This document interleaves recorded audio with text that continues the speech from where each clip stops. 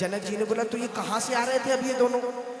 ते ही अवसर आए तो भाई गए रहे देखन फुलवाई। पुष्प वाटिका से आ रहे थे, फुलवाई से आ रहे थे। तो विश्वामित्र जी महाराज से कहा जनक जी ने कि ऐसा है, आप इनको कल फिर पुष्प वाटिका में भेज दीजिएगा और हम भी साथ में श्री राम को पुष्प वाटिका में भेज देंगे। अब ध्यान दीजिएगा माताओं बंधु,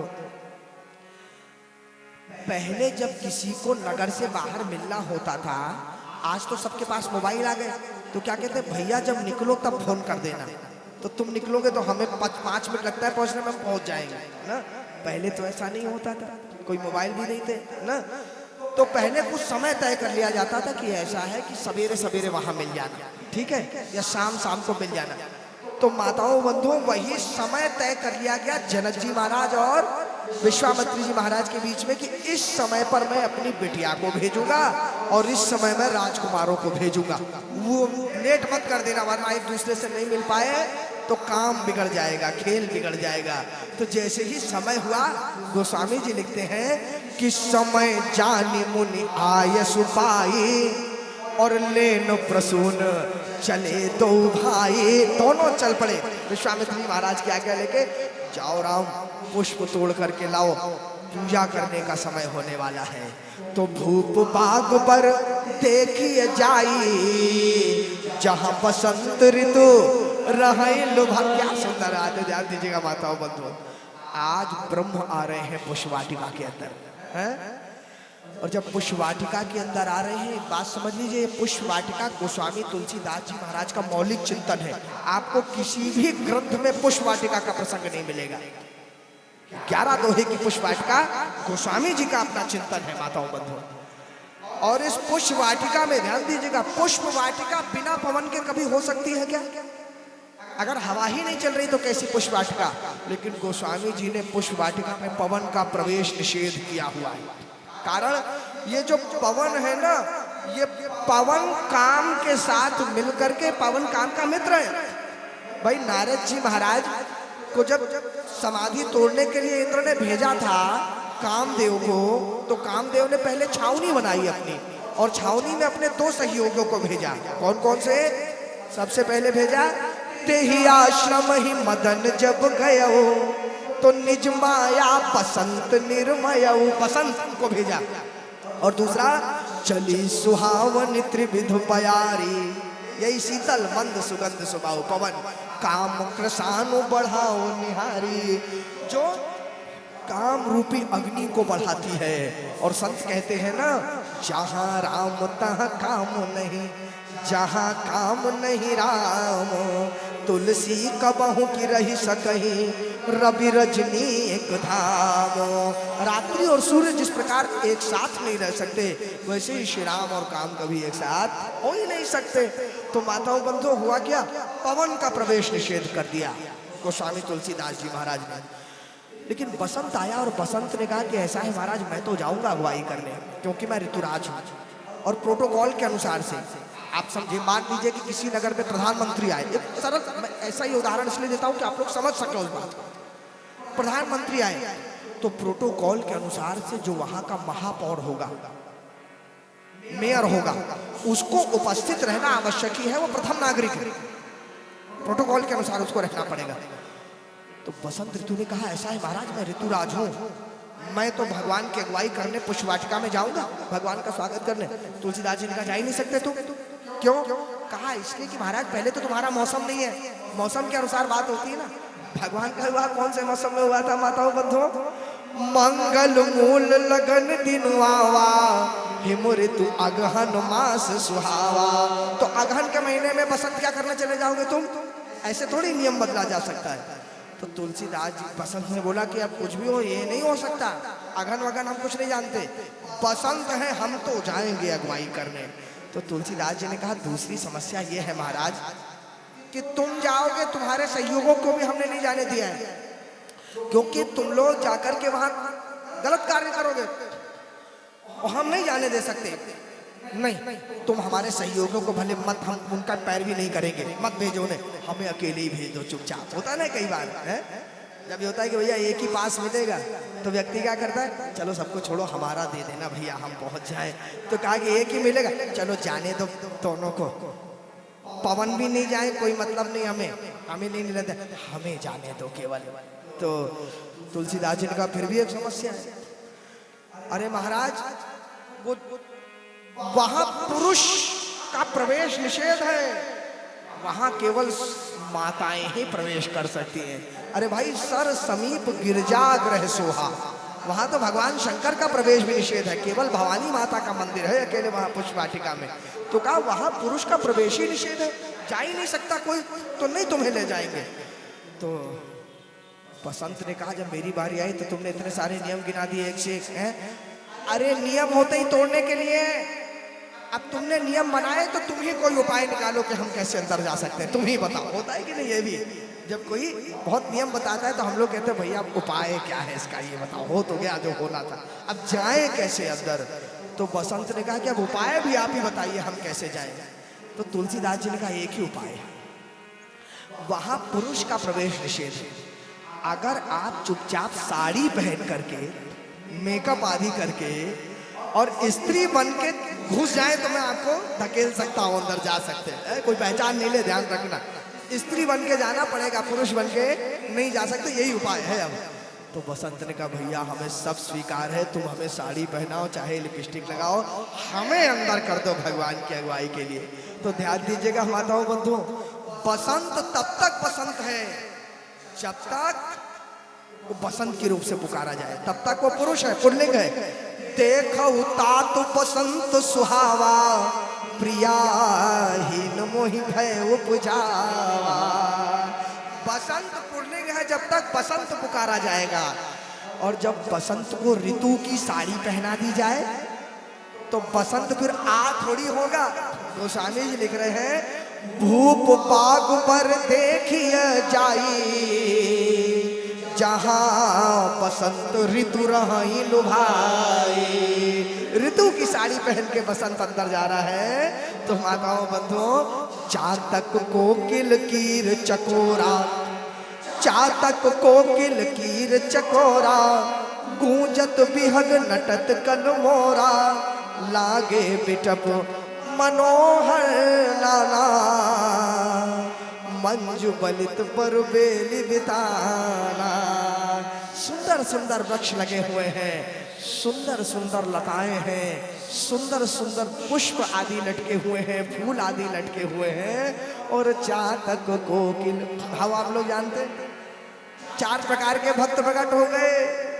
चातक सदैव पीऊ पीऊ करता है, कोकिल कुहू कुहू करती है, कीर राम राम करता है, और चकोर चंद्र चंद्र करता है। जब भगवान श्री राम आए तो चातक ने पुकारा पीऊ आ गए, मेरे पीऊ आ गए। तो कोकिल ने कहा कौन से पीऊ आ गए भाई, नाम तो बताओ। तो तोता बोला राम, राम आ गए। कौन से राम आ गए, निर्गुण राम कि सगुण राम? तब तक चकोर बोला चंद्र आ गए, अर्थात सगुण साकार जो श्री राम है वो आज पुष्प वाटिका में प्रवेश कर रहे हैं। तो चातक कोकिल कीर चकोरा, गूंजत बिहग नटत खल मोरा, भाग तड़ाग बिनो की प्रभु, हर्षे बंधु समेत। भगवान आज पुष्प वाटिका में लखन लाल के साथ प्रवेश कर रहे हैं, परम प्रसन्न है। देखिए क्या सुंदर बात है, आज पुष्प वाटिका परम रमणीय हो गई है, श्री राम से भी अधिक रमणीय आज पुष्प वाटिका हो गई है। कारण परम रम्य आरामो यह, इस संसार में यदि कोई रमणीय है तो श्री राम है। जो सब में रमण करे वो श्री राम, जो सबके लिए रमणीय हो वो श्री राम। और श्री राम जिसमें रमण करने लग जाए फिर वो क्या होगा, तो वो तो परम रम्य हो जाएगा। रम्यता की जो सबसे बड़ी सीमा है आज पुष्प वाटिका वहां पहुंच गई है। परम रम्य आराम यह, जो राम ही सुख देत। जहां श्री राम को आज सुख मिल रहा है, ऐसी पुष्प वाटिका में भगवान पहुंचे माताओं बंधुओं। और जब पहुंचे तो देखा पुष्प लगे हैं, बड़े सुंदर सुंदर पुष्प लगे हैं। गुरुदेव ने कहा था कि राम पुष्प तोड़ के ले आओ क्योंकि पूजा करनी है। पुष्प तोड़ने के लिए लखनलाल बढ़े, तब तक राम जी ने रोका, रुक जाओ लखन। ऐसे किसी अन्य पुष्प वाटिका में किसी दूसरे के स्थान पे जाकर के बिना किसी की अनुमति के वहां की वस्तुओं को छूना अच्छी बात नहीं है। ध्यान दीजिए ना, क्या संस्कार की बात है। क्या होता है, आज हम लोग जाते हुए किसी के घर के बाहर कोई अमरूद लटक रहा है ना, तो मोटरसाइकिल रोक करके तोड़ लेंगे। कोई फूल अच्छा गुलाब का दिख गया तो पूछा नहीं, तोड़ लिया। अरे लगाने वाले ने कितने परिश्रम से लगाया, क्या सोच करके लगाया है? इतना ही अगर तोड़ने का खाने का शौक है तो खुद लगा लो पेड़। पेड़ लगाना नहीं, लेकिन दूसरे के फलों को तोड़ना, वो भी उसकी बिना अनुमति के तोड़ना, ये कोई अच्छी बात नहीं है। भगवान को देखिए, भगवान माताओं बंधुओं पुष्प वाटिका में पहुंचे, लेकिन तोड़ नहीं रहे पुष्प, जब तक कि वहां कोई आधिकारिक रूप से ना मिल जाए, जिनसे स्वीकृति मिल जाए। चौदिस चितई पूछी मालीगल, मालीगंज जब दिखे उन्होंने कहा हाँ हाँ आप ले लीजिए, कोई हमको समस्या नहीं है। तो लगे लेन दल फूल मुदित वन, तब देख करके सुंदर सुंदर पुष्पों को अपने गुरुदेव के लिए तोड़ रहे हैं। तब तक भगवान तो इधर पुष्पों को तोड़ रहे हैं। तेही अवसर सीता तहाँ आई, उधर से जनक जी ने भिजवा दिया। तेही अवसर सीता तहाँ आई, गिरजा पूजन जननी पठाई। माताओं बंधो, जैसे भागवत में प्रथा है, हम लोग रुक्मणी माता गई थी ना गिरजा पूजन की पूजा करने के लिए भवानी माता की, वैसे ही माताओं बंधुओं निमि वंश में भी परंपरा थी कि पहले कन्या विवाह से पहले भवानी माता की पूजा करने जाती है। तो माता जानकी पहुंच रही है आज, गिरजा पूजन जननी पठाई, और संग सखी सब सुभग सयानी, गावहि गीत मनोहर वाणी। समस्त सखियां साथ में हैं, गीत चल रहा है, आनंद चल रहा है। माता जानकी सखियों के साथ पुष्प वाटिका में प्रवेश कर रही है। सर समीप गिरजा गृह सोहा, और वहीं पास में माता भवानी का मंदिर भी है, गिरजा गृह सोहा। हमारे बड़े महाराज जी जब थे ना माताओं बंधु, पुराने जमाने की बात है, स्वामी जी अंगद जी महाराज, तो उनसे किसी ने बोला कि ऐसा है महाराज जी कि हमको तो लगता, अच्छा उस समय थोड़ा सा क्रिश्चियनिटी हावी थी हमारे देश में, ऐसा भी काल आया कि थोड़ा सा क्रिश्चियनिटी हावी रही। मैंने आपसे एक बार चर्चा भी की थी, तो कोई मिल गया होगा ऐसे ही, तो उन्होंने कहा हमको तो ऐसा लगता है महाराज जी कि जनक जी महाराज कहीं ईसाई तो नहीं थे। क्यों? अरे कहा देखिए ना, उनने गिरजा घर बना रखा है। गिरजा घर होता है कि नहीं होता, चर्च को गिरजा घर ही कहते हैं। अरे उन्होंने अपनी जनकपुरी में गिरजाघर बना रखा है, इसका अर्थ है कि जनक जी कहीं ईसाई तो नहीं थे।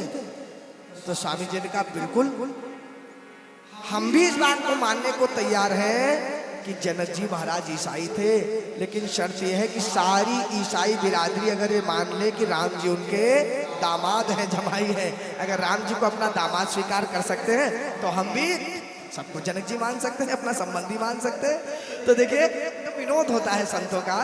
सर समीप गिरजा गृह सोहा, मनि सोपान देखी मन मोहा, तुम जन करी सर सखिन समेता। माता भवानी ने उसी सरोवर में स्नान किया अपनी सखियों के साथ, और गई मुदित मन गौरी निकेता। माता भवानी के मंदिर में माता जानकी पहुंची, और जब पहुंची तो पूजा की सहित अनुरागा, और निज अनुरूप सुभग पर मांगा। ध्यान दीजिए माता बंधु, माता जानकी ने जाके माता भवानी से निवेदन किया, माता आपसे यही निवेदन है कि कल मेरा स्वयंवर होने वाला है, धनुष उठने वाला है। माता आपको मेरे अनुरूप जो भी वर लगे, जो जैसे मैं हूं उस अनुरूप आपको जो वर मिले, जिससे कि गाड़ी का पहिया, जैसे रथ के दो चक्के होते हैं ना, तो रथ के दो चक्के अगर एक चक्का बड़ा हो जाए और एक चक्का छोटा हो जाए तो क्या गाड़ी चल पाएगी? नहीं चल पाएगी। चक्के तो बराबर होने चाहिए दोनों ना? उसी प्रकार से जो जीवन का रथ है ना, इस जीवन के रथ के दो चक्के हैं, पति और पत्नी, इनको बराबर होना चाहिए। बराबर का अर्थ है विचारों में बराबर होना चाहिए। विचारों में एक दूसरे की बराबरी करनी चाहिए, सहयोग में एक दूसरे की बराबरी करनी चाहिए, सामंजस्य में एक दूसरे की बराबरी करनी चाहिए। विवाह करने के बाद यदि कोई बड़ा होने का प्रयास करेगा या कोई किसी को छोटा करने का प्रयास करेगा, उसे गाड़ी का ही बैलेंस बिगड़ेगा, नुकसान दोनों का होना है, गाड़ी पलट जाएगी ना? इसलिए समानता का भाव रहना चाहिए। तो कहा ऐसा है माता जो मेरे अनुरूप हो, मेरे समान। आज समस्या क्या होती है जानते हैं? व्यक्ति अपने आप को नहीं देखता, चाहे वर पक्ष हो, लड़का कुछ कमा रहा हो ना कमा रहा हो ना, कोई गुण हो ना हो, लेकिन उसको चाहिए कि जो मेरी धर्म पत्नी है वो दुनिया की सबसे बड़ी रूपवती हो, सबसे सुशील हो, सबसे अच्छे घर की हो ना, और चाहे खुद कुछ ना हो। और कन्या पक्ष में भी कई बार ऐसा है ना कि लड़का चाहिए एक नंबर का, बिल्कुल जो सब कुछ कमा रहा हो, बहुत बड़ा घर हो, बहुत बड़ा सब कुछ हो, संस्कारी हो, चाहे बिटिया में कोई मान लीजिए। तो कहने का अर्थ है कि जब तक अनुरूप वर नहीं होगा, समानता नहीं होगी। थोड़ी सी बात कहूंगा, प्रसंग पे आऊंगा। ये बताइए कई बार क्या होता है, बहुत बड़े घर वालों से छोटे घर वालों का विवाह हो जाता है, चाहे कन्या छोटे घर की हो, चाहे बालक छोटे घर का हो।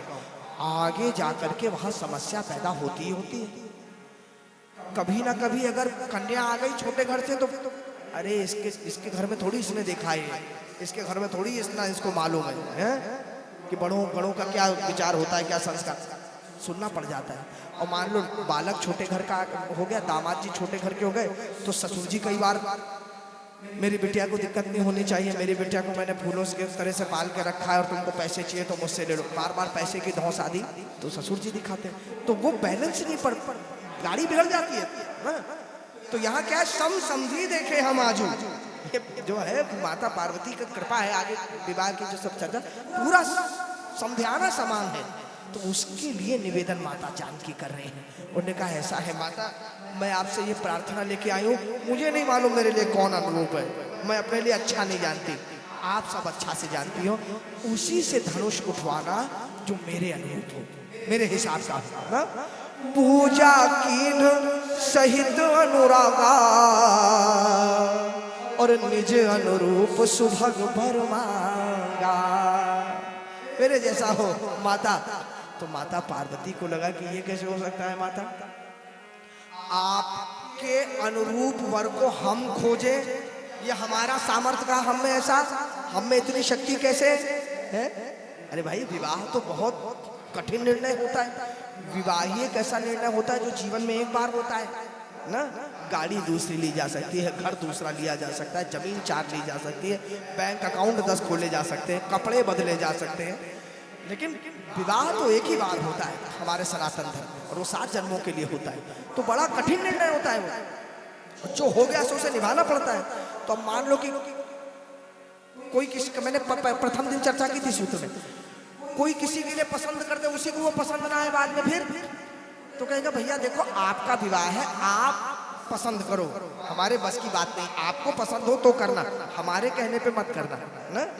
अथवा कोई इतना बड़ा हो जो कहे कि देखो तुम्हारा भला हम तुमसे अच्छा जानते हैं, हम तुमसे समझदार हैं, जो हम खोज रहे हैं वो आपके लिए सर्वोपरि सर्वोत्तम है। तो समझ में आए।